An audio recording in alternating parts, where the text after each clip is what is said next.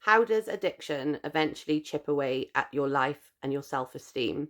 So if you get into the cycle that I was in, where you're self-medicating with alcohol or with Coke, and it's the first thing you think to turn to when you're in a negative situation, if you're going through like a breakup, or you've had a bad day at work or whatever it may be, and you start using drink to medicate, to self-medicate, what's going to happen is that will become your coping mechanism, like it was mine for nearly 18 years, guys.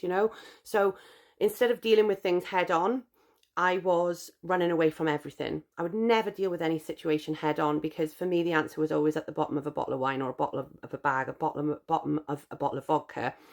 And nothing ever got resolved by that. And the next day I would feel like shit, and then probably want to have a drink again. And it was a vicious cycle.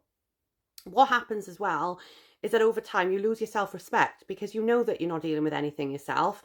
And with addiction, it's only going to go one way. And for me, that was downhill. So I stopped caring about myself. There were days when I wouldn't wash my hair, and I would sleep for days to get rid of the stuff that was in my system. I would be pumping out sweat, and I genuinely wouldn't even wash my hair for like 3 days. It would be, I'd shove it up in a scruffy bun, take it back down, shove it up again, shove it up again. And then by the time I brushed it all out, it was matted to hell. Like I couldn't even get a brush through it. There were days when I didn't wash. There were days when I didn't brush my teeth.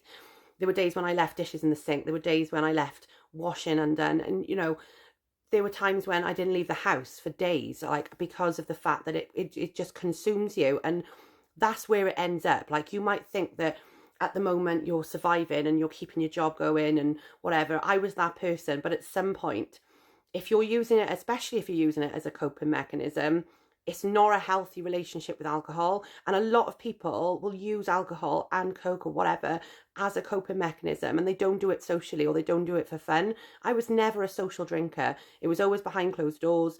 Don't get me wrong, I would drink out if I was in the pub, because I wanted to fit in with everybody else and whatever, and because I wanted an excuse to drink. But predominantly my issue was self-medicating. And if you're like that, and if you're that type of person, you need to reevaluate how you deal with things, because nothing is ever going to get solved at the bottom of a bottle of wine.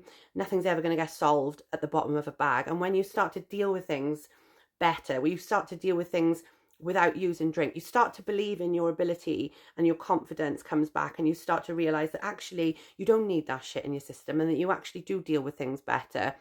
It takes time, and you need to be patient with yourself. But if you can just start by going one day at a time without the drink, and realizing that it does get better, guys. It does get better with time. Just keep marking those days off, chipping away at them. And if your BMI is 30 or over, and you think that something like Mounjaro could help you with that weight, with the addiction side of alcohol, then give it a go. Give it a go. You've got absolutely nothing to lose, and it might be the best thing that you ever do for yourself. Honestly, though, there's only one way addiction is going to go, and that's downhill. It doesn't get better.